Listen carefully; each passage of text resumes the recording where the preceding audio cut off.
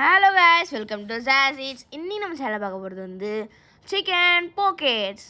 First ஒரு பவுல் எடுத்துகிட்டு தேவையான அளவுக்கு சிக்கன் சேர்த்துட்டு நம்மளோட கில்லர் மசாலாவை சேர்த்துக்கலாம். இதில் கொஞ்சம் தண்ணியை மட்டும் சேர்த்துட்டிங்கன்னா அது நல்லா வந்து சிக்கன் தந்தூரி மாதிரி உங்களை வந்து மேரினேட் பண்ண விட்டுரும். இப்போ மேரினேட் பண்ண இந்த சிக்கனை வந்து சைடில் வச்சுக்கோங்க. 2 ஆனியன், கொஞ்சோண்டு கொரியாண்டர், அப்புறம் ஒரு கேப்சிகம் எடுத்துப்போம். நல்லா டைஸாக சாப் பண்ணி ஒரு இடத்துல வச்சுருங்க. இப்போ நம்மளோட மேரினேட் பண்ணி இந்த சிக்கனை எடுத்து ஒரு நான்ஸ்டிக் தவா எடுத்துக்கோங்க. இதில் வந்து கொஞ்சோண்டு எண்ணெய் சேர்த்துட்டு இது நல்லா கோல்டன் ப்ரௌன் ஆற வரைக்கும் ஃப்ரை பண்ணி எடுத்துக்கலாம். இப்போ இது வந்து ஒரு பவுல் இல்லை ஒரு பிளேட்டில் வந்து ட்ரான்ஸ்ஃபர் பண்ணி வச்சுக்கோங்க. அதே தவாவில் கொஞ்சோண்டு எண்ணெய் சேர்த்துட்டு நம்மளோட ஆனியனை சேர்த்துக்கலாம். நம்மளோட ஆனியனை வந்து நல்லா கோல்டன் ப்ரௌன் வரைக்கும் நல்லா வதக்கணும். இப்போ 2 table spoon ginger garlic paste சேர்த்துக்கலாம்.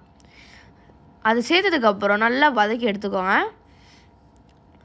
நம்மளுக்கு வந்து இப்போ நான் வந்து மஞ்சள், கரம் மசாலா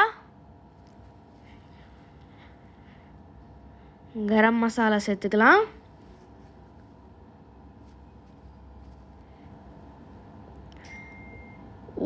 ஒரு டேபிள் ஸ்பூன் சில்லி பவுடர், இன்னும் அவங்களுக்கு ஸ்பைஸியாக இன்னும் கொஞ்சம் ஸ்பைஸியாக கூட சேர்த்துக்கலாம். அப்புறம் கொஞ்சோண்டு காஷ்மீரி சில்லி பவுடர், அந்த கலருக்காக நம்ம வந்து காஷ்மீரி சில்லி பவுடர் சேர்த்துக்கலாம்.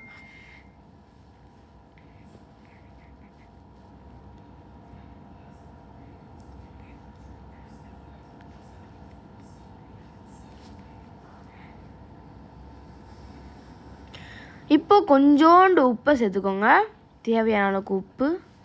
அப்புறம் கொஞ்சோண்டு பெப்பரையும் சேர்த்துக்கோங்க மறக்காமல்.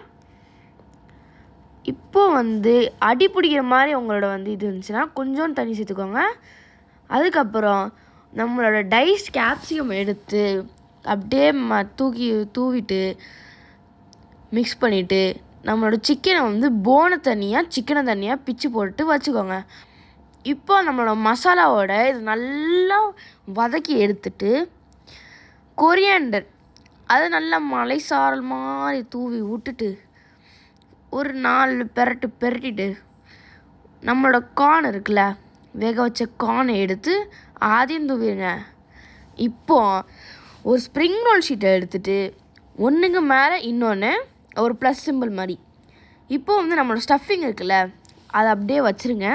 ரொம்ப ஓவர் ஃபில்லிங்காக இருக்கக்கூடாது, ரொம்ப கம்மியாக இருக்கக்கூடாது, பர்ஃபெக்டாக வச்சுக்கணும். இப்போ அதில் வந்து சீஸை நல்லா தூவிடுங்க. சீஸியாக இருந்தால் தான் உங்களுக்கு ரொம்ப பிடிக்கும்னா சீஸை நல்லா தூவிடுங்க. சீஸ் ரொம்ப வேணாம், இல்லை சீஸே வேணான்னா சீஸ் இல்லாமல் கூட செஞ்சுக்கலாம். இப்போ நம்மளுக்கு மேலே இருக்கிறது வந்து ஃபோல்டு பண்ணிக்கலாம். மேலே இருக்கிறத ஃபோல்ட் பண்ணதுக்கப்புறம் அதே சைடில் வந்து திரும்பி ஃபோல்ட் பண்ணணும். ஃபோல்ட் பண்ணதுக்கப்புறம் நம்மளோட மைதா மாவு தண்ணியை ஸ்ப்ரெட் பண்ணிக்கலாம். கொஞ்சோண்டு மைதா மாவும் தண்ணியும் சேர்த்தா இந்த மிக்சர் வந்துடும்.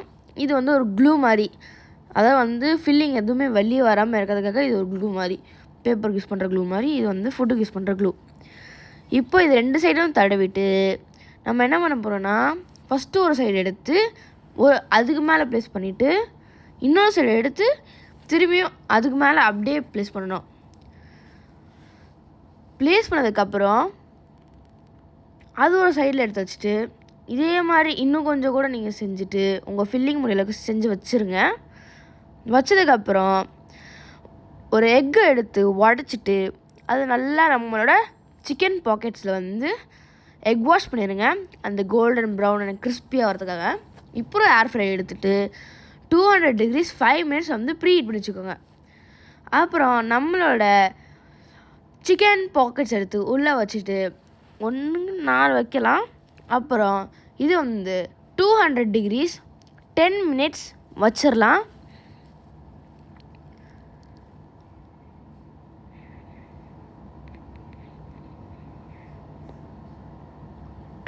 degree 10 minutes வச்சதுக்கப்புறம் அதை வெளியே எடுத்து ஒரு பிளேட்டுக்கு ட்ரான்ஸ்ஃபர் பண்ணிடுங்க.